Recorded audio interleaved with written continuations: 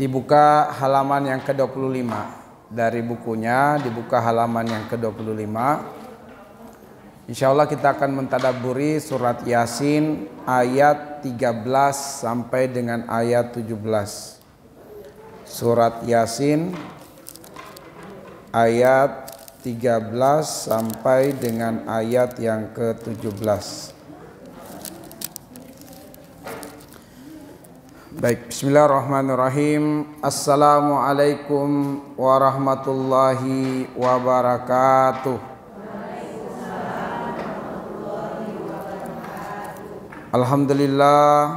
Alhamdulillahi rabbil alamin. Wabihi nasta'inu wa ala umuri dunya waddin. Asyhadu an la ilaha illallah wahdahu la syarikalah. Wa ashhadu anna Muhammadan abduhu wa rasuluh. La nabiyya wa la rasula ba'dah. Allahumma salli ala Muhammadin wa ala alihi wa sahabatihi ajmain amma ba'du. Ma'asyiral muslimat wal ummahat, azzaniyallahu wa iyyakunna ajmainnah. Selalu dan senantiasa kita berharap dan terus berdoa kepada Allah Subhanahu wa taala. Semoga kemudahan yang Allah berikan kepada kita untuk dapat berkumpul di tempat terbaik di bumi ini, di rumah Allah Subhanahu wa taala ini. Semoga kemudahan yang Allah berikan kepada kita untuk bermajelis ilmu, mentadabburi ayat-ayat Allah Subhanahu wa taala. Semoga kemudahan yang Allah berikan kepada kita untuk bersilaturahmi dalam kebaikan ini mengantarkan keberkahan bagi hidup kita di dunia ini. Semoga bertambahnya usia kita hari ke hari disertai dengan bertambah ilmu, bertambah amal soleh, dan bertambah dekat dengan Allah Subhanahu wa taala. Semoga Allah mengistiqomahkan kita menjalankan ibadah, menjalankan ketaatan. Semoga kita semua direzekikan oleh Allah menutup usia dalam keadaan husnul khotimah. Dan semoga kita tidak hanya dimudahkan berkumpul di dunia dalam kebaikan, tapi juga dimudahkan berkumpul dan bertetangga di tempat terbaik di akhirat, di dalam surga Allah Subhanahu wa taala. Baik para ummahat sekalian, kajian kita adalah mentadabburi surah Yasin ayat 13 sampai dengan ayat ke-17. Ayat 13 sampai dengan ayat yang ke-17. Saya bacakan ayatnya terlebih dahulu. Cukup didengarkan saja ya ayatnya, diikuti boleh, tetapi saya akan membaca sampai tuntas ayat 13 sampai dengan ayat 17. A'udzu billahi minasy syaithanir rajim. Bismillahirrahmanirrahim. Wadrib lahum mathalan ashabal qaryati idh ja'ahal mursalun. إذ أرسلنا إليهم اثنين فكذبوهما فعززنا بثالث فقالوا إنا إليكم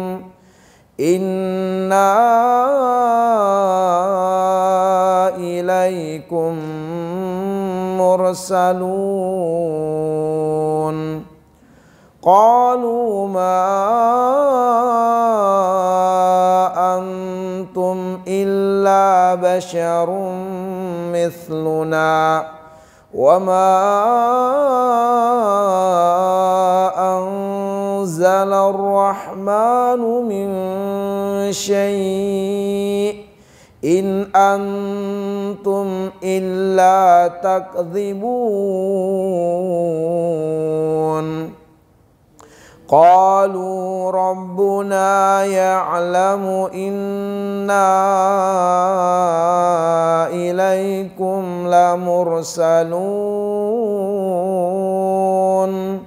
wa ma alaina illal balagul mubin.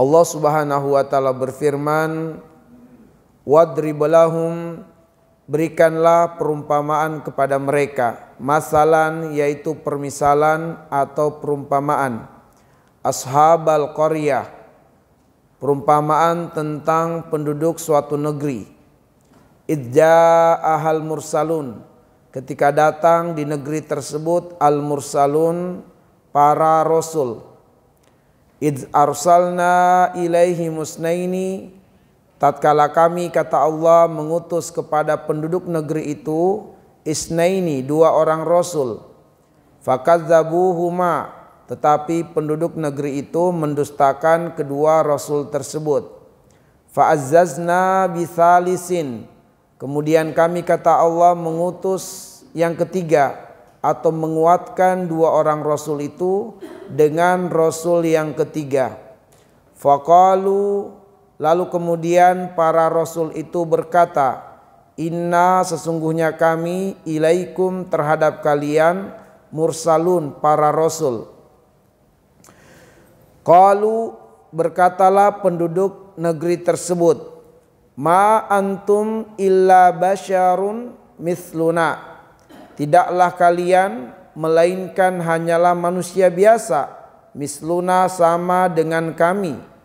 Wa ma anzalar rahmanu min syai'in, dan tidaklah ar-Rahman, yaitu Tuhan yang Maha Pemurah, menurunkan sesuatu apapun.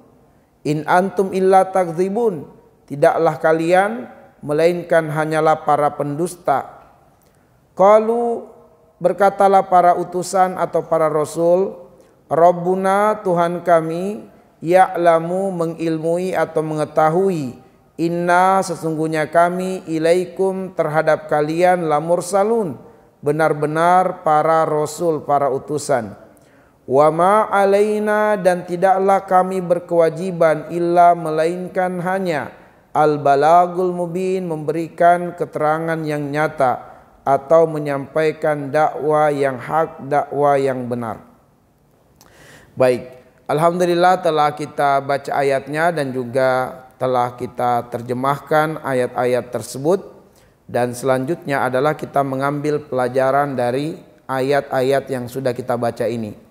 Karena para umat sekalian, Al-Quran itu diturunkan oleh Allah adalah untuk ditafakuri, direnungi, ditadaburi, dan untuk selanjutnya kita mengambil pelajaran dengan mengamalkan hal-hal yang kita dapatkan dari ayat-ayat Allah yang ditadaburi ini. Nah, keterangan ini terdapat di dalam surat Shad ayat 29.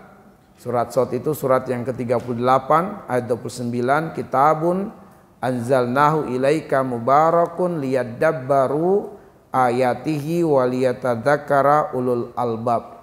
Kitab Al-Quran yang penuh dengan keberkahan itu diturunkan kepada engkau wahai Muhammad. Tujuannya adalah supaya manusia memikirkan, merenungi, mentadaburi ayat-ayat Allah, dan agar supaya orang-orang yang berakal mengambil pelajaran, yaitu mengamalkan apa yang terdapat di dalam Al-Quran.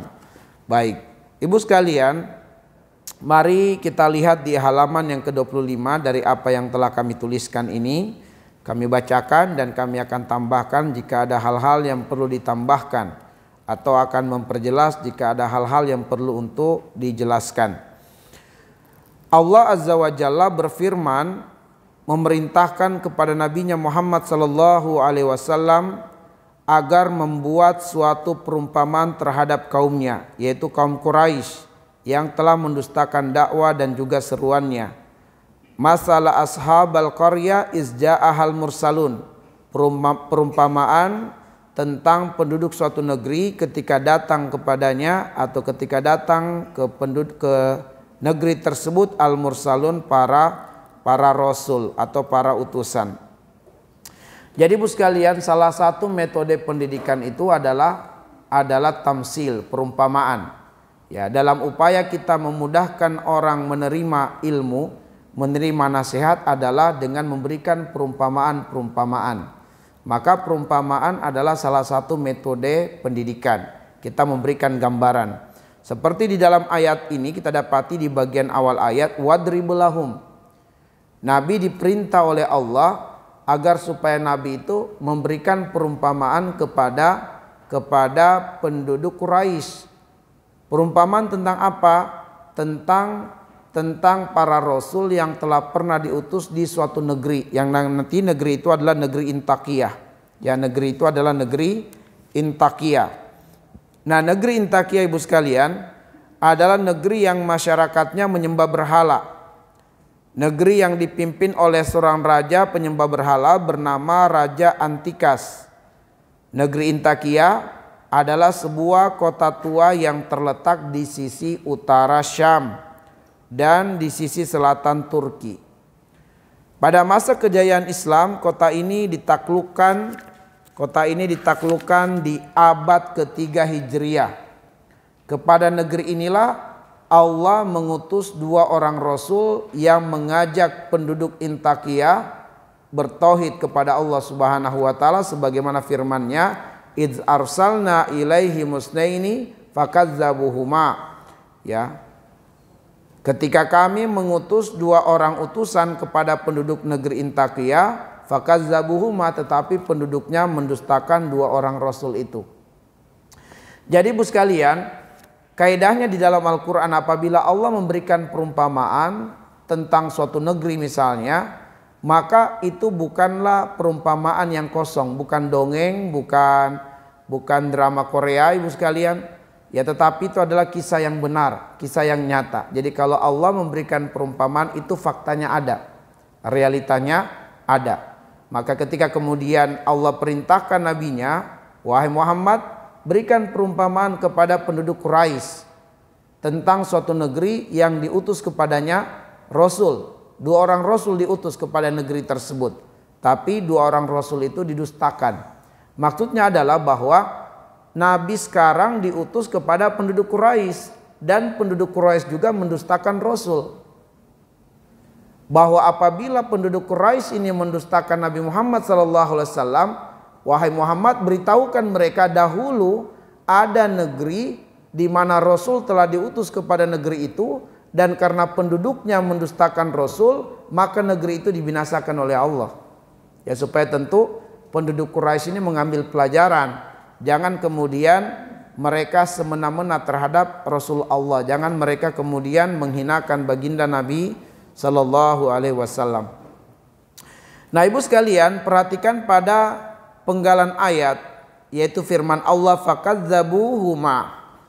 Ya, penduduk negeri Intakiyah mendustakan 2 orang rasul. Maksudnya dakwah dan seruan kepada tauhid yang kemudian Nabi yang diutus ke negeri Intakiyah itu berdakwah dengan tauhid ternyata belum membuahkan hasil maksimal, karena kedua rasul itu justru didustakan, dakwahnya ditolak, dakwahnya tidak diterima.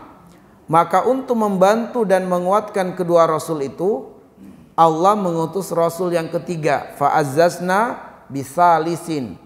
Ya, maka kami, kata Allah, menguatkan utusan tadi dengan rasul yang ketiga. Diutus rasul yang ketiga. Siapakah ketiga orang rasul ini Bu sekalian? Nah, ini ada kaidah yang ditulis oleh para ulama bahwa di dalam Al-Quran itu ada banyak kisah-kisah tentang para nabi. Ya, di dalam Al-Quran ada banyak kisah-kisah para nabi. Namun dari kisah-kisah para nabi itu Ibu sekalian, ada yang nama nabinya dan kisahnya diceritakan panjang lebar. Di dalam Al-Quran misalnya kisah Nabi Musa itu panjang ceritanya. Disebutkan namanya Nabi Musa dan ceritanya diangkat Al-Quran panjang lebar. Atau juga kisah Nabiullah Yusuf, bahkan turun satu surah, surat Yusuf. Disebut nama Nabi Yusuf dan ceritanya panjang lebar diangkat oleh Allah di dalam Al-Quran. Tapi ibu sekalian, ada sejumlah nabi yang namanya disebutkan di dalam Al-Quran, tapi kisahnya tidak banyak disebutkan, ya. Tapi kisahnya tidak banyak diceritakan. Ada disebut kisahnya, tapi pendek. Tidak sepanjang kisah Nabi Musa, tidak sepanjang kisah Nabi Yusuf. Diangkat namanya dalam Al-Quran, diangkat kisahnya, tapi kisahnya pendek, tidak banyak. Tidak banyak kita temukan kisahnya pendek. Di antaranya kisah Nabi Soleh dan kisah Nabi Hud alaihissalam. Ada namanya diangkat, disebutkan kisahnya, tapi tidak banyak ceritanya. Ada di dalam Al-Quran ibu sekalian kisah Nabi, disebutkan namanya, tapi tidak diceritakan kisahnya. Ya, disebutkan namanya di dalam Al-Quran, tapi tidak diangkat kisahnya. Misalnya Nabi Ilyas, Nabi Ilyasa alaihissalam, Nabi Zulkifli alaihissalam, ada di dalam Al-Quran disebut namanya, tapi tidak diangkat kisahnya, ya. Dan ada juga di dalam Al-Quran sejumlah nabi yang tidak disebutkan namanya, tapi diangkat kisahnya di dalam Al-Quran. Nah, diantaranya adalah 3 orang Rasul ini, Bu.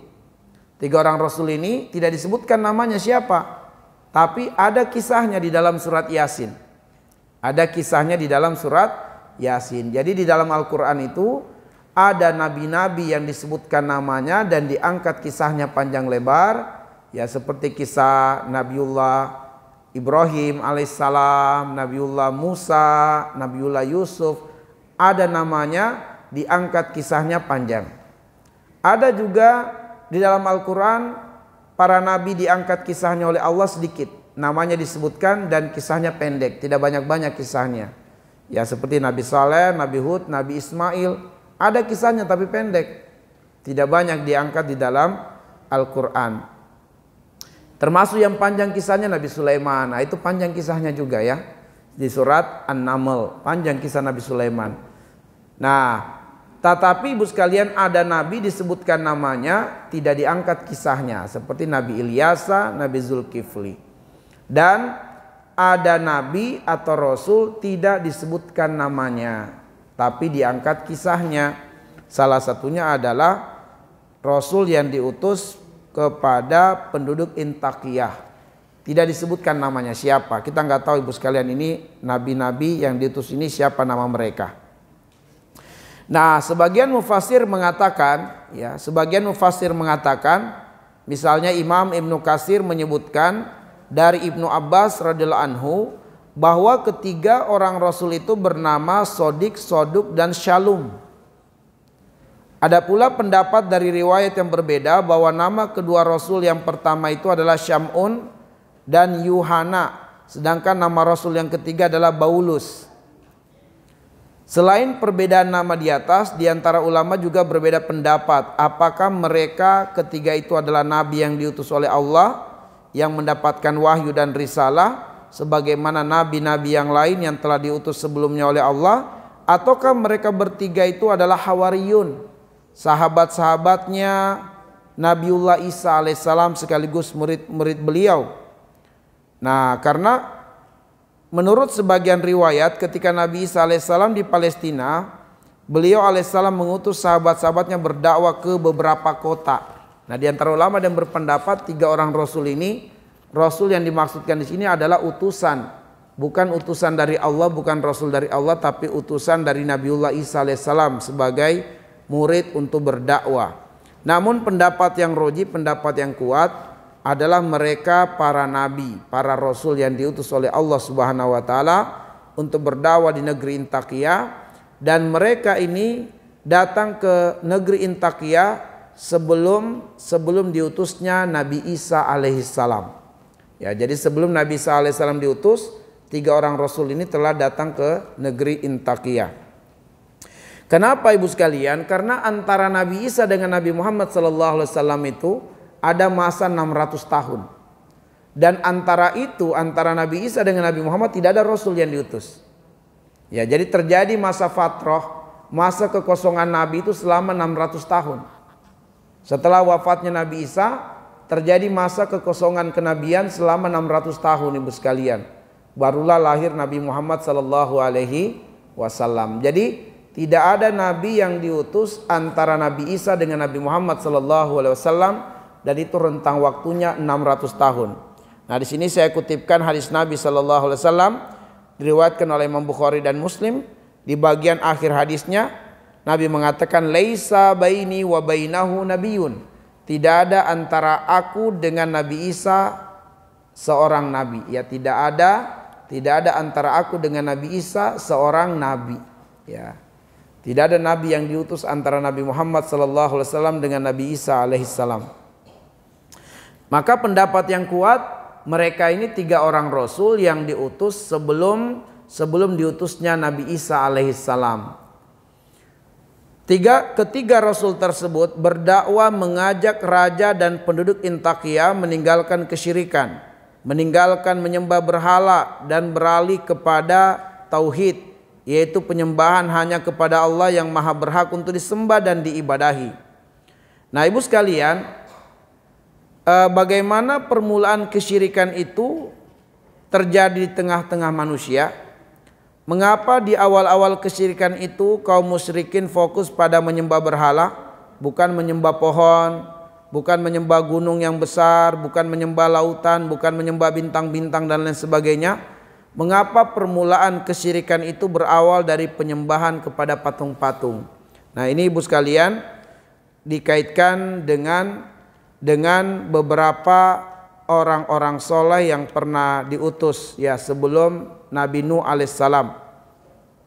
Nah, ibu sekalian, disebutkan berdasarkan riwayat dari Ibnu Abbas radhiyallahu anhu, Nabi sallallahu alaihi wasallam bersabda, kana baina Adam wa Nuh asyarata qurun kulluhum alal Islam. Antara Nabi Adam dengan Nabi Nuh alaihissalam itu ada masa 1000 tahun. Antara Nabi Adam dengan Nabi Nuh alaihissalam ada rentang waktu selama 1000 tahun. Asyarata kurun. Asyarata kurun itu artinya 10 abad. 10 abad berarti 1000 tahun. Dan semua manusia ibu sekalian, semua manusia yang meninggal di masa itu kulluhum alal Islam, semuanya meninggal dalam keadaan bertauhid. Makanya ini dalil ibu sekalian bahwa Qabil itu meninggal tetap dalam keadaan bertauhid. Maka Qabil ibu sekalian insya Allah akan masuk ke dalam surga pada suatu waktu. Tetapi entah berapa lama dia di dalam neraka kita tidak tahu. Sebab dia telah menjadi pelaku pertama pembunuhan, sehingga kata Rasulullah, semua pembunuhan yang terjadi di muka bumi sampai hari kiamat, dosa pembunuhan itu mengalir kepada Qabil, karena dialah yang mencontohkan pembunuhan pertama kali di muka bumi. Tetapi beliau itu pasti masuk surga, karena kata Nabi, ya kulluhum alal Islam, semua orang yang hidup antara Adam dengan Nuh semuanya meninggal sebagai muslim. Belum ada yang melakukan kesyirikan, tapi yang mencuri ada, berzina ada, membunuh iya. Tapi mereka tidak dengan perbuatan itu menjadi batal Islamnya, tidak. Ya, mereka tahu itu dosa besar, tapi karena kebodohan, kelalaian mereka lakukan. Tapi Islam mereka tidak batal. Nah, ibu sekalian,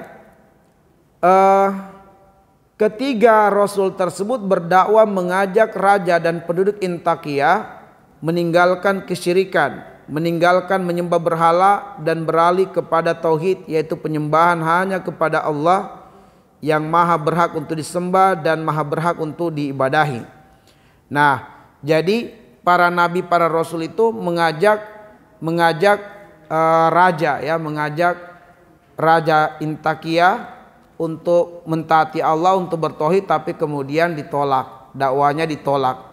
Kenapa? Karena Raja Intakias dan kemudian penduduknya itu penyembah berhala, ya, penyembah berhala. Di sini kemudian kita akan sebutkan, akan kita uraikan kenapa berhala yang disembah pada masa itu.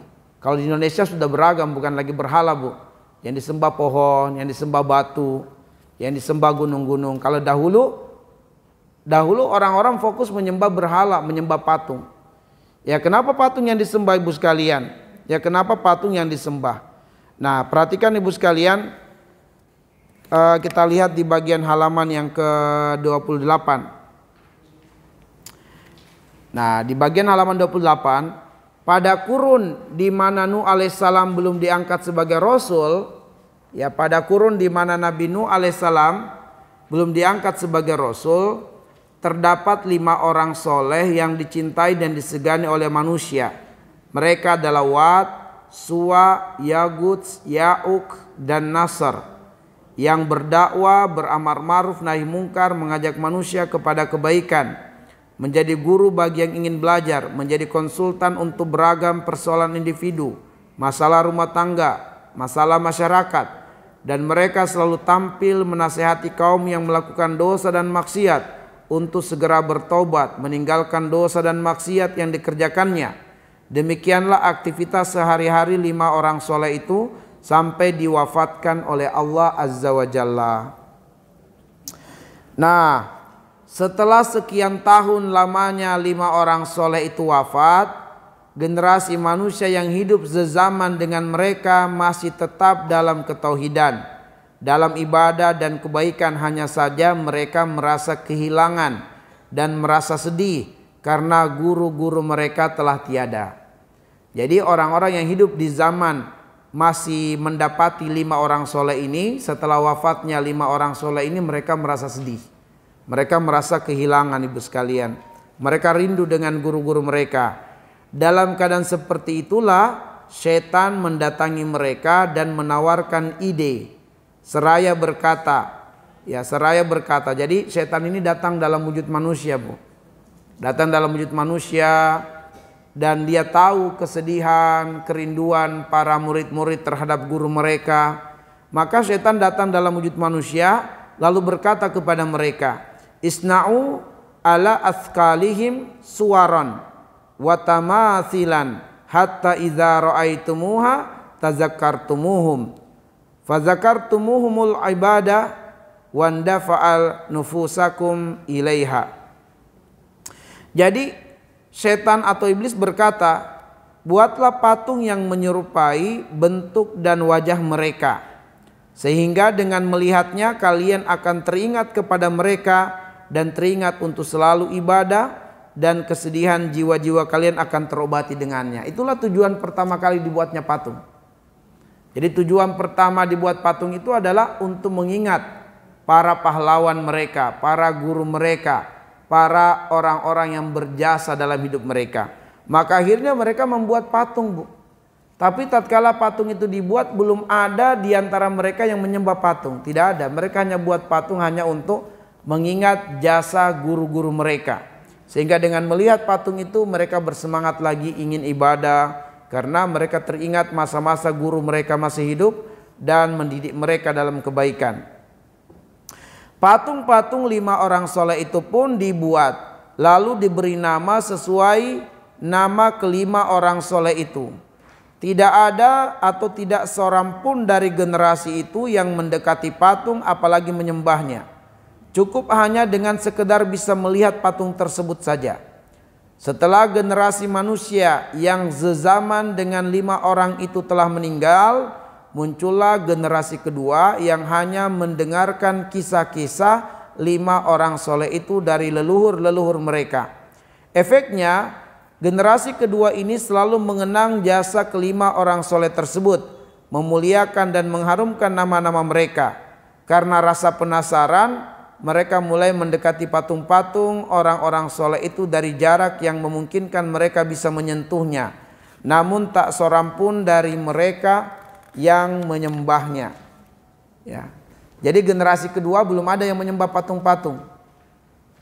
Setelah manusia pada generasi kedua ini meninggal, muncullah generasi ketiga yang semakin mendekat ke patung-patung tersebut, menjaga dan membersihkannya dari kotoran dan debu, kemudian meminyakinya dengan wewangian.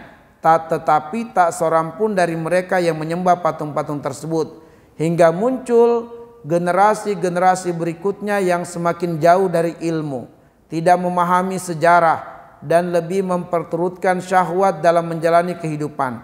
Kepada generasi inilah iblis mendatangi mereka, menipu, memperdayai, dan menyesatkan mereka dari jalan tauhid.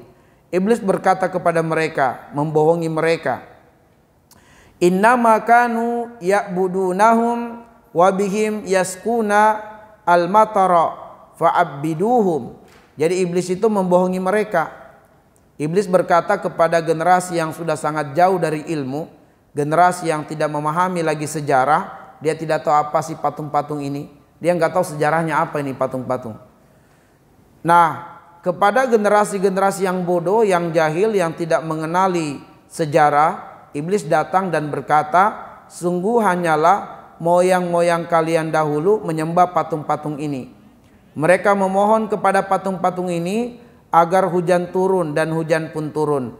Maka sembahlah oleh kalian patung-patung ini.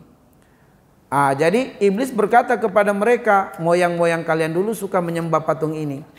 Moyang-moyang kalian dulu kalau ada masalahnya mereka mengadu kepada patung-patung ini, dan masalah mereka pun selesai.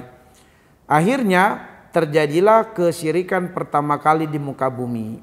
Manusia mulai memuliakan patung-patung, menyembahnya, mengadukan persoalan hidupnya, dan melakukan pengorbanan di hadapannya, dan seterusnya.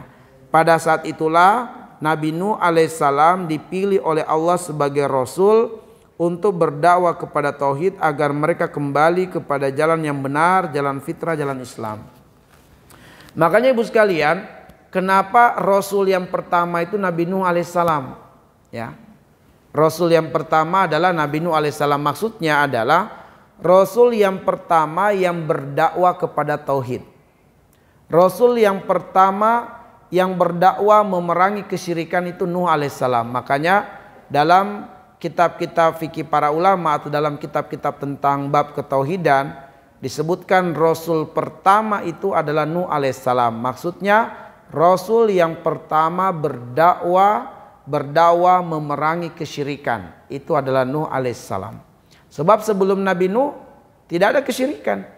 Nanti di zaman Nabi Nuh baru ada kesyirikan-kesyirikan, yaitu 5 patung orang soleh yang disembah oleh manusia. Dan Nuh meluruskan mereka bahwa 5 orang soleh ini bukanlah Tuhan yang patut untuk disembah. Nah, kembali pada pembahasan mengenai 3 orang Rasul di negeri Intakiyah, Allah berfirman, faqalu inna ilaikum mursalun. Ketiga Rasul itu berkata kepada penduduk negeri Intakiyah, kami ini adalah Rasul yang diutus kepada kalian. Para Rasul itu menegaskan kepada penduduk Intakiyah bahwa mereka bertiga adalah utusan yang mendapatkan wahyu atau mendapatkan perintah dari Allah untuk mengajak masyarakat Intakiyah beriman kepada Allah, beramal soleh, dan meninggalkan kesyirikan. Tetapi kemudian yang mereka dengarkan atau yang mereka dapatkan dari pengakuan penduduk Intakiyah adalah penolakan. Faqalu, penduduk Intakiyah mengatakan, ma antum illa basyarum misluna. Ya, kamu tidak lain hanyalah manusia seperti kami. Ya, jadi mereka menolak, mengingkari. Maksudnya adalah, apakah Tuhan tidak salah milih? Ya, kenapa kalian yang dipilih sebagai Rasul padahal kalian sama dengan kami gitu. Maksudnya, mana mungkin kalian diberi wahyu sedangkan kalian adalah manusia seperti kami juga. Mengapa wahyu itu tidak langsung turun kepada kami padahal kami juga adalah manusia? Seandainya kalian benar-benar utusan, tentulah kalian dari jenis malaikat. Nah gitu. Kenapa mesti kalian yang diutus sebagai Rasul? Kenapa bukan dari kami saja? Biar lebih mudah untuk berdakwah di tengah-tengah masyarakat. Ya, kenapa bukan dari jenis malaikat? Nah, itu diantara alasan-alasan yang dikemukakan oleh penduduk Intakiyah di dalam menolak dakwah para Rasul.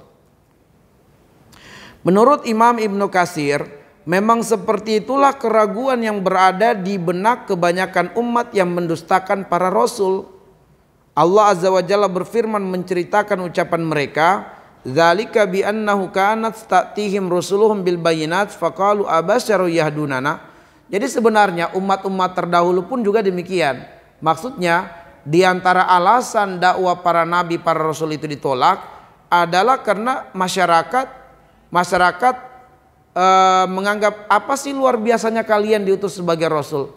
Ya kalau kalian datang kepada kami dan kalian adalah jenis malaikat, mungkin kami percaya kalian adalah rasul.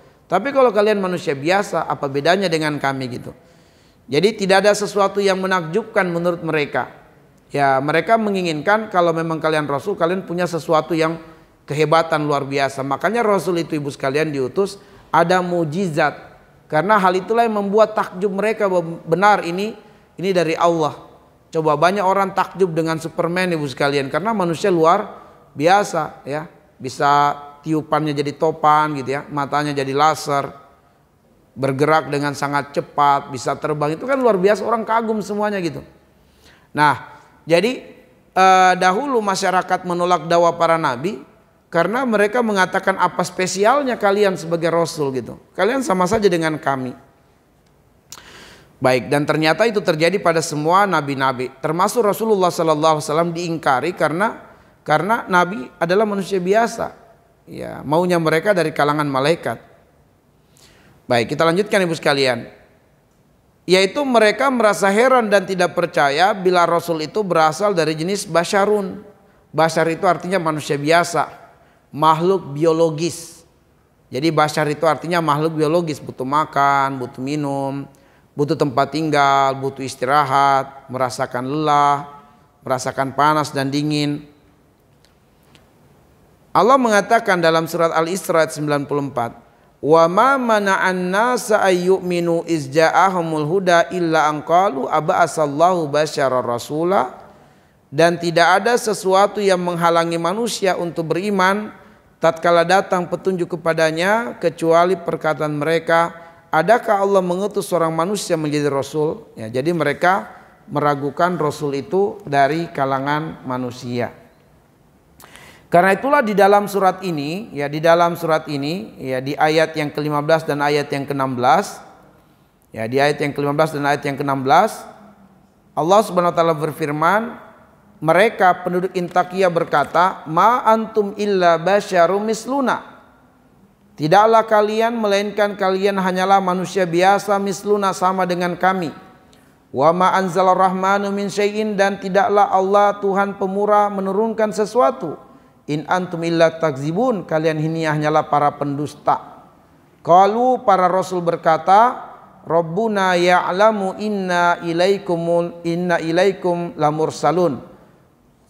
Rabbuna, Tuhan kami mengetahui, inna ilaikum lamursalun, sesungguhnya kami terhadap kalian benar-benar seorang rasul.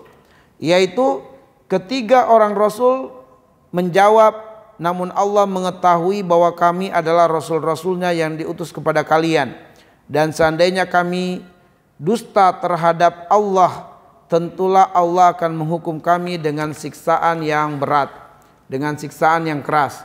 Akan tetapi Dia pasti akan memenangkan kami dan menolong kami dalam menghadapi kalian, dan kalian akan mengetahui bagi siapakah kesudahan yang baik itu.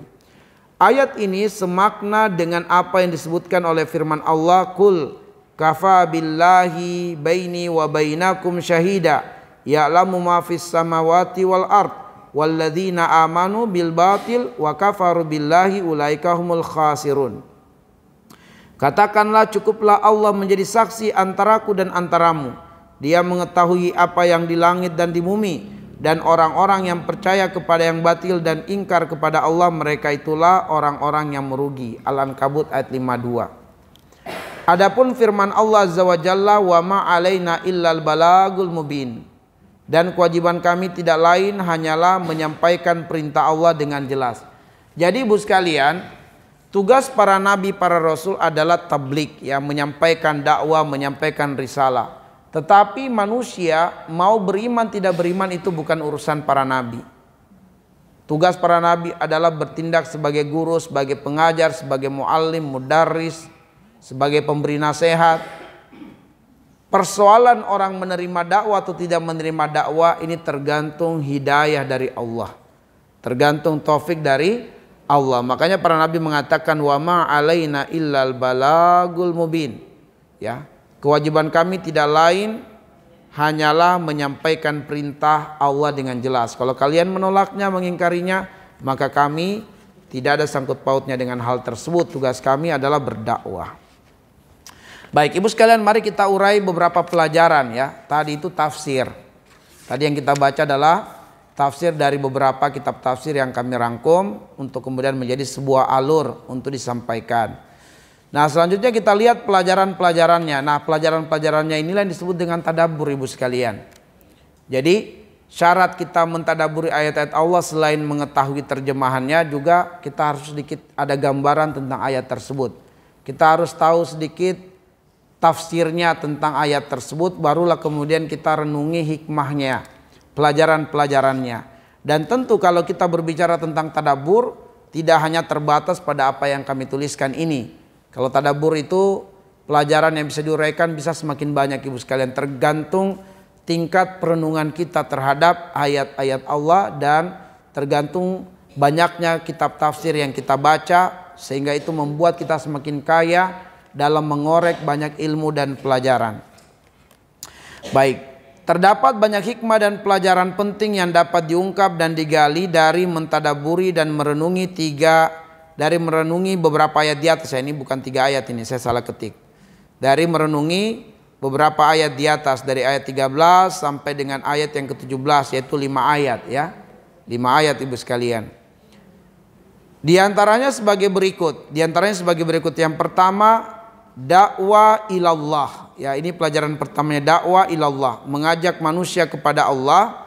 Ternyata berdakwah, yaitu mengajak manusia kepada Allah, adalah pekerjaan yang sangat besar, pekerjaan yang agung, pekerjaan yang mulia. Karena pekerjaan ini telah diemban oleh manusia-manusia yang besar, agung dan mulia di sisi Allah, yaitu para nabi dan para rasul. Pekerjaan ini membutuhkan kesabaran dan keikhlasan, sebab para rasul sendiri mendapatkan tantangan dan penolakan dari kaumnya. Maka ibu sekalian, profesi terbaik sepanjang masa itu adalah profesinya para nabi, yaitu apa, ibu sekalian? Sebagai guru. Ya, sebagai guru, sebagai pengajar, sebagai muallim, mudaris, itu adalah profesi terbaik. Adapun profesi yang lainnya itu sampingan, ibu sekalian. Maka hendaknya kita, apapun profesi kita, profesi utama kita itu harusnya sebagai guru, sebagai pengajar. Yang lain sampingan aja, ibu sekalian. Kita sebagai pejabat, sebagai anggota dewan, sebagai pengusaha, sebagai wanita karir, sebagai pimpinan perusahaan, no problem, ibu sekalian. Tapi tugas utama kita adalah sebagai guru. Kita bisa menjadi guru dalam makna yang luas, bukan makna yang sempit.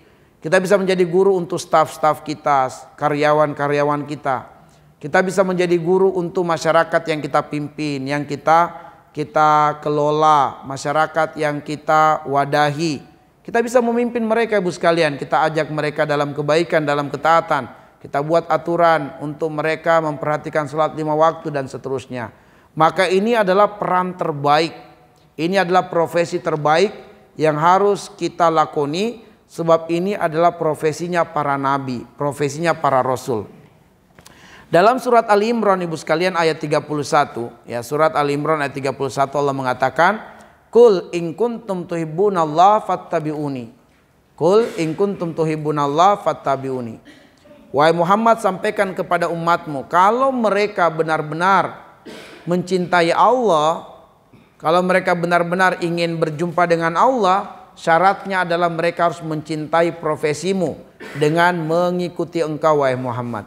Ya, surat Ali Imran ayat 31. Jadi ibu sekalian, kita harus cintai profesi Nabi, yaitu sebagai guru, sebagai pengajar, sebagai muallim, yaitu kita mengajak manusia semakin dekat kepada Allah Subhanahu wa taala. Itulah yang disebut dengan dakwah ilallah, ajakan, seruan untuk kembali kepada Allah. Pelajaran yang kedua, ibu sekalian, umat Islam harus saling bersinergi, saling tolong menolong dan saling kuat menguatkan dalam ketaatan kepada Allah dan dalam upaya mensiarkan ajaran Islam di tengah-tengah masyarakat. Nabi menyabdakan, al-mukmin lil mukmin kal bunyan yasuddu ba'duhu ba'do. Antara mukmin yang satu dengan mukmin yang lainnya itu seperti bangunan yang saling kokoh mengokohkan. Jangan saling rendah merendahkan sesama muslim. Jangan saling hasad-hasad, iri-irian, jangan ibu sekalian. Bangunan yang kokoh itu terbentuk dari menyatunya beberapa unsur benda padat dan cair dengan fungsi dan perannya berbeda-beda. Ada pasir, ada besi, ada semen, kayu, kerikil, air, dan lain sebagainya. Dengan menyatunya unsur-unsur yang berbeda ini menjadi bangunan yang kokoh, menjadi indah, ya, menjadi bangunan yang kokoh. Dan bangunan itu menjadi indah ketika ada pintu, ada jendela, ada plafon, ada ruang-ruang, ada kamar mandi dan seterusnya. Jadi ibu sekalian, ketika kita bersinergi, maka dalam sinergi ini kita harus ridho, harus ikhlas, harus rela. Kita seperti bagikan bangunan tadi ibu sekalian. Ada yang siap jadi pintu, ada yang siap jadi plafon, ada yang siap jadi jendela, ada yang siap jadi lantai, ada yang siap jadi keset, ada yang siap jadi kamar mandi. Mohon maaf, ada yang siap jadi kloset. Ya, itulah sinergi ibu sekalian. Kalau kita semua jadi ustadz, tidak ada jadi ekonominya, tidak ada jadi ekonomnya, tidak ada jadi pejabatnya, bahaya negeri ini ibu sekalian. Maka lihat di mana peran kita saat ini. Kalau kita merasa bahwa kita dilebihkan Allah dengan harta, jadilah kita seperti orang-orang yang dikaruniai oleh Allah harta yang banyak, tapi dengan harta itu dia banyak berinfak, banyak bersedekah, dia bangun rumah Allah Subhanahu wa taala. Kalau kita kemudian diberikan kelebihan oleh Allah, mudah menghafal Al-Qur'an, mudah menghafal hadis, maka fokus di situ ibu sekalian. Fokus kita pelajari Al-Qur'an, hadis, perkataan-perkataan ulama untuk kita berdakwah. Kalau kita merasa potensi kita itu dalam dunia ekonomi dan bisnis, kuatkan Islam dari sisi itu. Kalau kita merasa potensi kita bisa terjun dalam di kancah politik ibu sekalian, untuk kita jadi pejabat, untuk kita kemudian membuat regulasi kebijakan yang akan mendukung ajaran Islam dan dakwah Islam, maka terjunlah di situ, itulah jihad kita ibu sekalian. Maka lihat di mana peran kita masing-masing, ya. Jangan semua harus jadi ustadz ibu sekalian, jangan semua harus jadi ekonom, jangan semua harus jadi politikus. Masing-masing lihat peran kita di mana ibu sekalian. Tapi apapun peran kita nantinya, profesi utama kita adalah dai. Profesi utama kita adalah dai dan daiyah, sebagai muballigh, muallim, apapun kemudian profesi kita. Ya, kita harus punya visi untuk memenangkan Islam. Misi kita adalah memajukan kaum muslimin, ya, memajukan kaum muslimin, memenangkan kaum muslimin. Nah, sehingga ibu sekalian kita harus bersinergi, ya, bersinergi, saling tolong menolong, saling kuat menguatkan.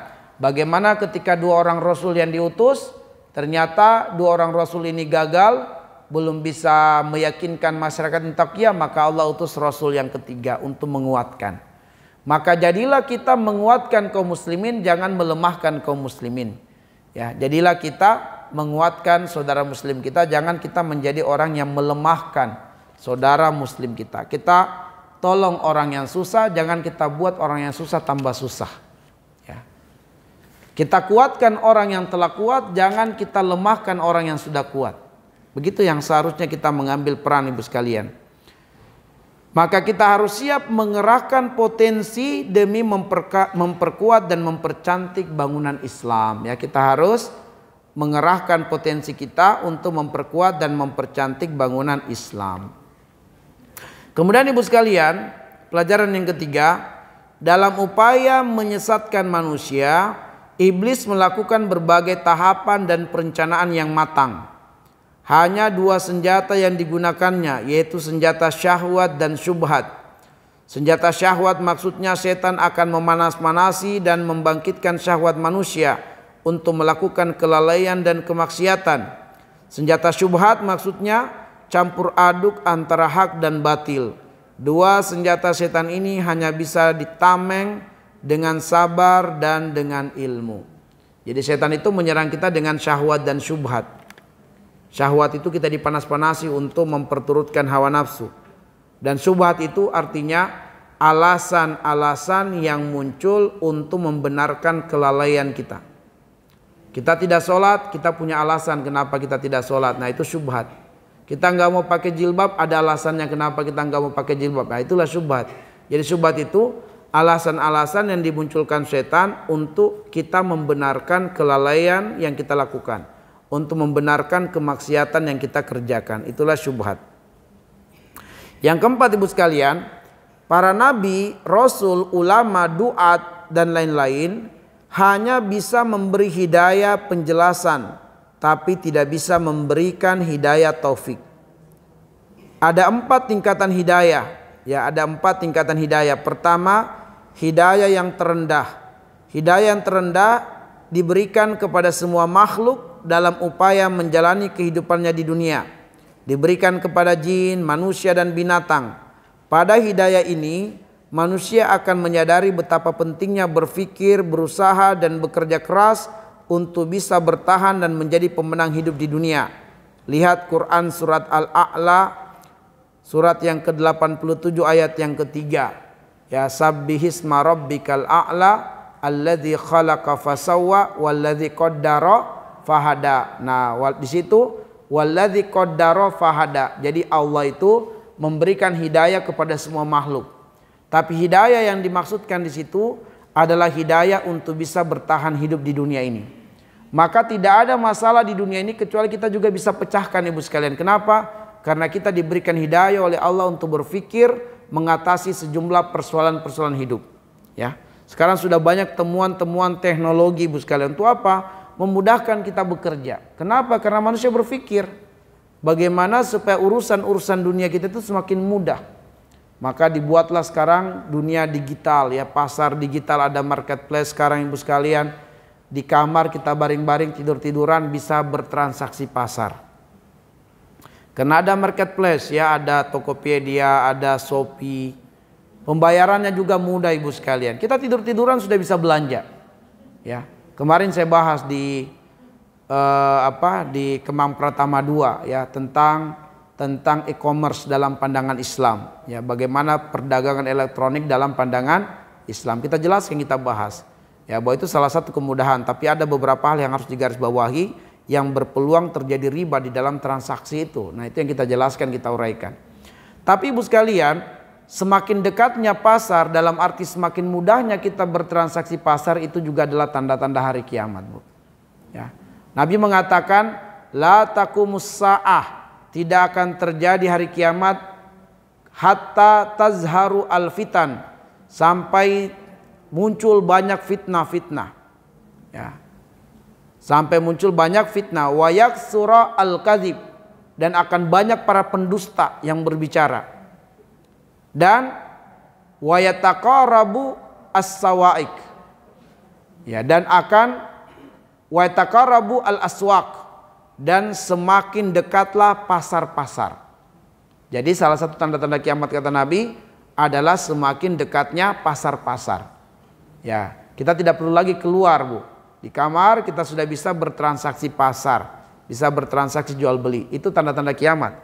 Tapi dari sisi hukumnya, e-commerce itu adalah muamalah, dan muamalah dalam Islam boleh selagi tidak ada sebab-sebab yang mengharamkannya.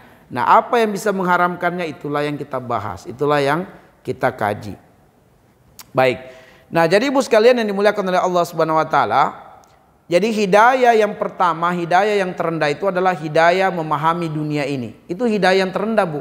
Orang cerdas menemukan perangkat teknologi termaju, itu masih rendah itu, ibu sekalian. Bukan hidayah yang tinggi. Tidak perlu terlalu takjub ketika orang menjadi penemu-penemu hebat di dunia ini. Itu hidayah terendah, ibu sekalian. Nah, hidayah tingkat 2 berupa al-bayan, penjelasan. Berupa al-bayan, penjelasan, yaitu keberadaan para nabi dan rasul, para ulama, para dai, para ustadz dan lain-lain yang memberikan penjelasan, pencerahan, sehingga manusia mengetahui bahwa dunia bukanlah tujuan hidup, dan bahwa akhir hidup di dunia bukanlah, dan ketika kita mati bukanlah akhir dari kehidupan. Pada tahap ini manusia yang mau mendengarkan penjelasan, pada tahap ini ada manusia yang mau mendengarkan penjelasan dan ada juga manusia yang menolak. Yang menolak jelas-jelas sesat, dan yang mendengarkan penjelasan, jika Allah menghendaki, Allah akan memberikan hidayah taufik. Lihat Quran surat Yasin ayat yang ke-17. Bahwa tugas Nabi hanyalah menyampaikan risalah, menyampaikan hidayah, menyampaikan kebenaran. Nah, jadi ibu sekalian, para nabi diutus oleh Allah Subhanahu wa taala, bukan mujizatnya itu teknologi, ibu sekalian. Tapi mereka diutus adalah untuk membuka hati dan pikiran manusia bahwa dunia ini bukan tujuan hidup. Dunia ini adalah jalan dan wasilah untuk kita semakin dekat kepada Allah. Tidaklah hina manusia manakala dia mati, ibu sekalian, dia tidak punya rumah, dia tidak punya mobil, dia tidak ada pekerjaan. Tidak hina manusia kalau dia mati dalam keadaan tidak ada penghasilan tetapnya di dunia ini, tidak ada kendaraannya, tidak ada rumahnya, tidak hina. Tapi manusia akan hina manakala dia tinggalkan dunia ini dalam keadaan tidak mengenal Allah Subhanahu wa taala. Ya. Makanya kehebatan dan kecanggihan dalam mengelola dunia ini itu adalah hidayah yang rendah. Hidayah yang kedua adalah mengetahui bahwa dunia ini bukan tujuan. Akhirat adalah tujuan kita, bukan dunia ini, Bu sekalian. Hidayah yang ketiga adalah hidayah taufik. Nah, ini hidayah yang paling tinggi di dunia ini, hidayah taufik, berupa petunjuk untuk mengamalkan kebenaran dan istiqomah di atasnya.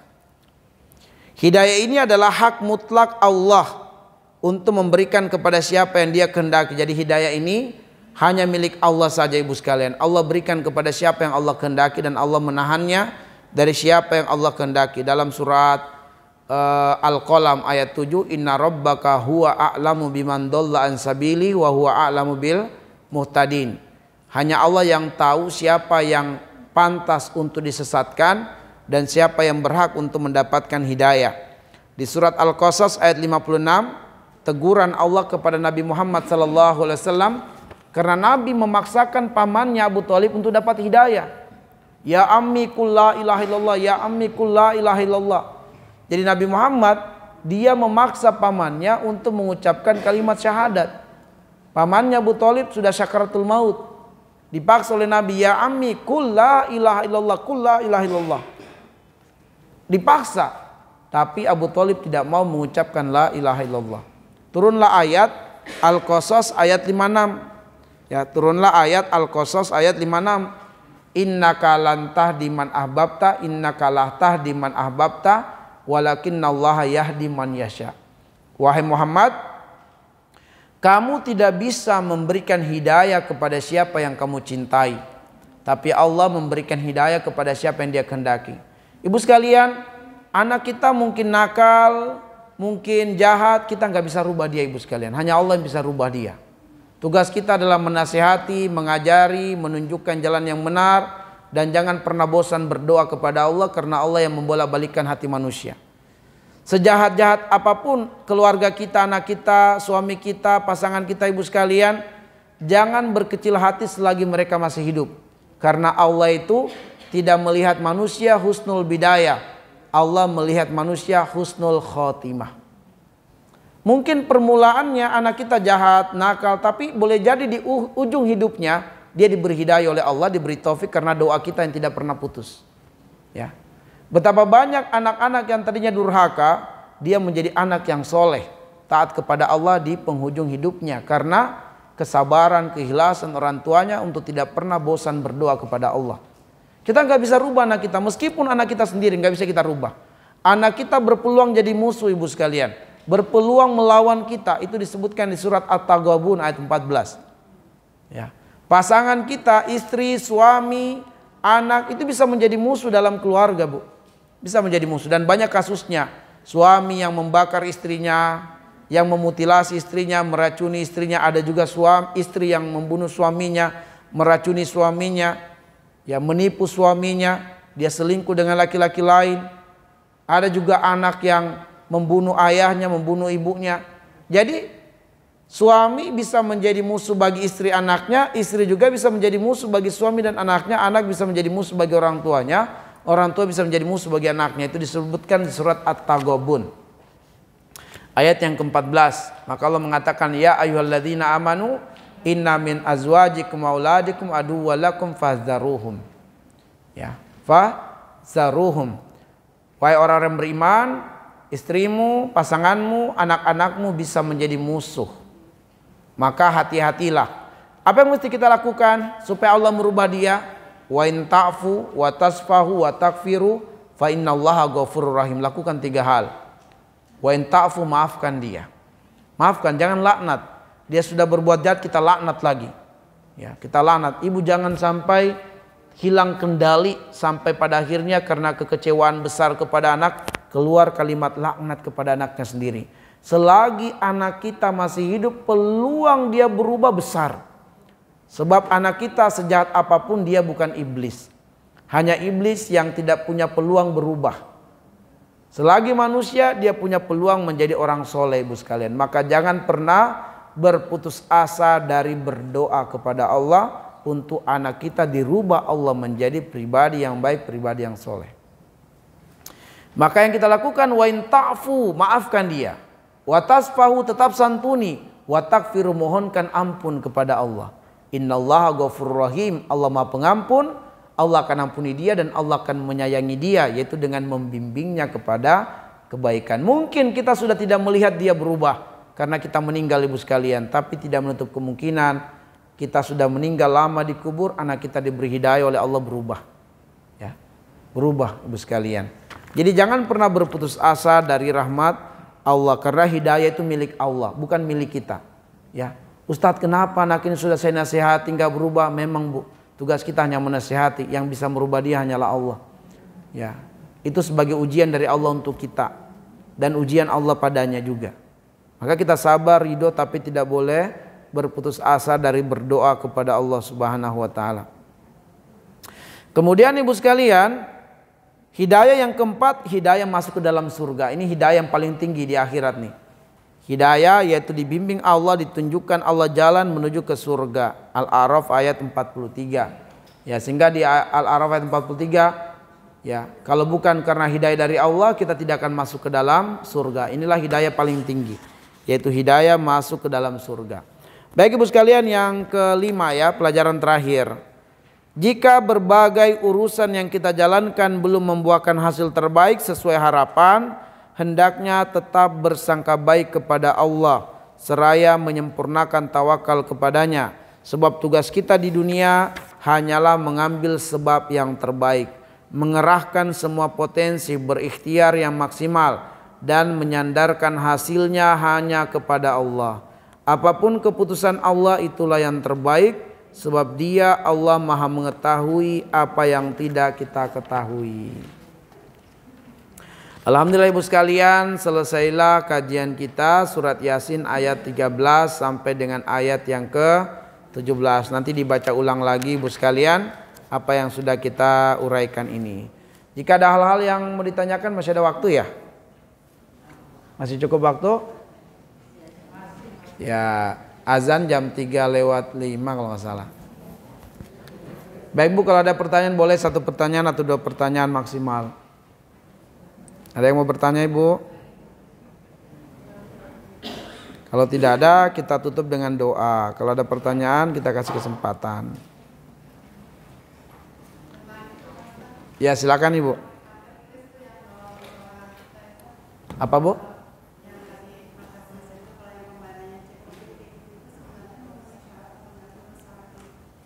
Saya kurang jelas, kurang tangkap.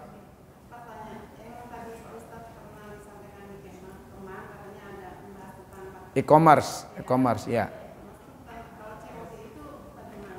Baik.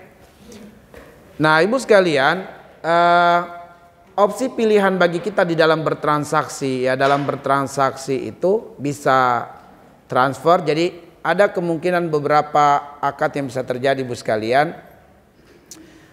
Pertama adalah bai'us salam. Bai'us salam itu adalah kita bayar di depan, barangnya menyusul kemudian. Ini namanya bai'us salam. Jadi kita transfer dulu barangnya, setelah produk-produknya sudah jelas, produk mana yang kita mau, kita sukai, warna dan sifatnya, bentuknya sudah jelas, sepakat kita dengan penjualnya ya bahwa produk ini yang kita mau. Nah, kita bayar dulu, kita transfer uangnya, baru kemudian barangnya menyusul beberapa hari kita terima karena ada proses pengiriman. Itu namanya bai'us salam. Itu namanya bai'us salam. Nah, yang kedua ibu sekalian, yang kedua adalah bisa dalam bentuk bai'ul istisna. Bai'ul istisna itu adalah biasanya untuk produk pemesanan, yaitu misalnya pakaian yang mesti dijahit dulu, jadi kita pesan tapi pesanannya belum ada, mesti dibuat dulu. Nah itu namanya istisna. Tapi kita mesti pesan lalu kemudian dibuatkan sesuai dengan pesanan kita. Nah bai'ul istisna ini Bu sekalian, tergantung kesepakatan, bisa di DP dulu. Kalau dia minta DP untuk beli bahan atau tidak, ya silakan. Bisa di DP dan bisa tidak. Tapi begitu barangnya selesai langsung dibayar. Nah, itu namanya bai'ul istisna. Kalau dia minta DP, kita kirimkan DP sekian persen. Tapi begitu selesai barangnya langsung kita bayar full. Bayar full. Itu namanya bai'ul istisna. Misalnya kita datang ke tukang jahit. Nah, ada yang ketiga bai'ul muajjalah. Bai'ul muajjalah itu adalah barangnya diterima, pembayarannya bisa menyusul berikutnya. Barangnya sudah kita terima, tapi bayarnya nanti belakangan. Yang penting disepakati dengan antara pembeli dan juga penjual. Nah, COD itu Ibu sekalian, posisi dari si kurir yang membawa barang ini adalah wakil dari pemilik barang. Sehingga ketika kemudian dia menyerahkan barangnya ke kita dan kita bayar, terjadi transaksi jual beli di situ Ibu sekalian. Dan si kurir ini posisinya sebagai wakil, maka sah, tidak ada yang terlarang. Bahkan ini yang lebih cocok untuk transaksi barang ribawi. Sebab ada barang ribawi, misalnya jual beli emas Ibu sekalian. Kalau kita beli emas, apabila kita membayarnya emas dengan rupiah, maka syaratnya adalah harus takobut, serah terima di tempat. Apabila emas kita lihat di toko online, lalu kemudian kita memilih emas ini yang saya mau sekian gram, lalu kita transfer uang, kemudian beberapa jam barangnya emasnya tiba di rumah kita, ini haram. Namanya riba nasi'ah.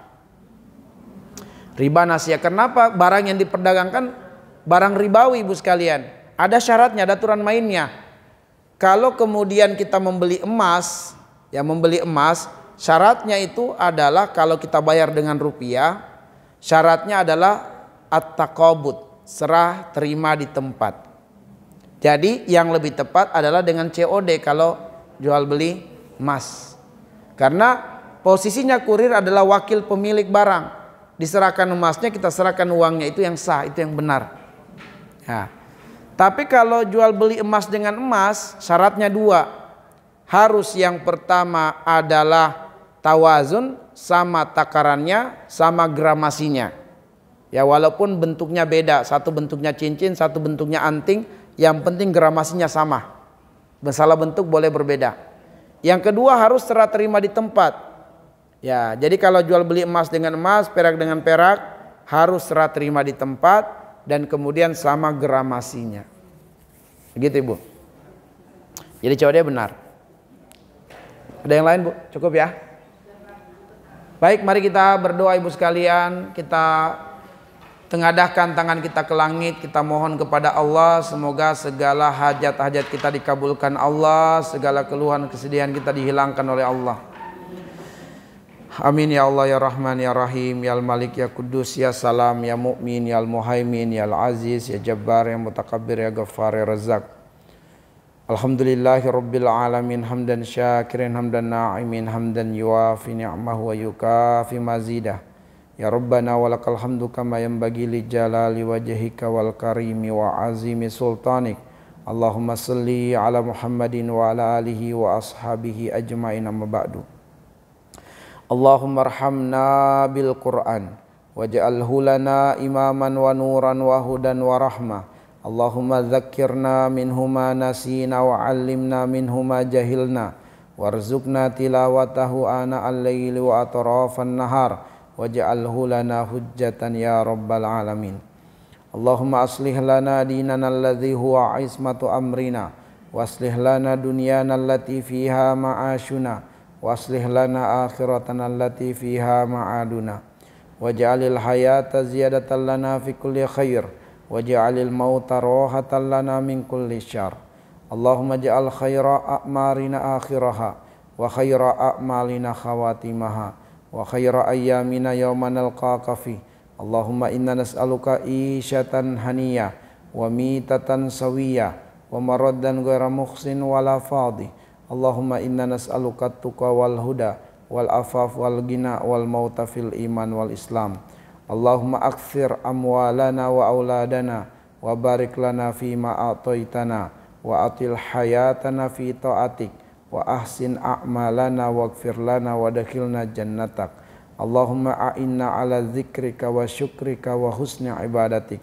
Allahumma inna nas'aluka salamatan fid din wa afiyatan fil jasad wa ziyadatan fil ilmi wa barakatan fil rizqi wa taubatan qablal maut wa rahmatan indal maut wa maghfiratan ba'dal maut. Allahumma hawin alaina fi syakaratil maut wan najati minan nar wal afwal indal hisab. Allahumma rabbana ighfir lana wa liwalidina wa li jami'il mu'minina wal mu'minat wal muslimina wal muslimat al ahya'i minhum wal amwat innaka sami'un qaribun mujibu da'awat ya qadiyal hajat. Allahumma rabbana zalamna anfusana wa in lam taghfir lana wa tarhamna lanakunanna minal khasirin. Allahumma rabbana atina fid dunya hasanah wa fil akhirati hasanah wa qina adzabannar. Wa sallallahu ala Muhammadin wa ala alihi wa ashabihi wa baraka wa sallam. Subhana rabbika rabbil izzati amma yasifun wa salamun alal mursalin walhamdulillahi rabbil alamin. Al-Fatihah.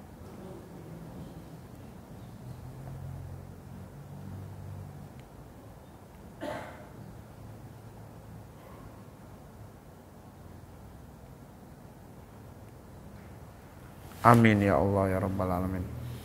Subhanakallahumma bihamdika asyhadu an la ilaha illa anta astaghfiruka wa atubu ilaik. Assalamualaikum warahmatullahi wabarakatuh.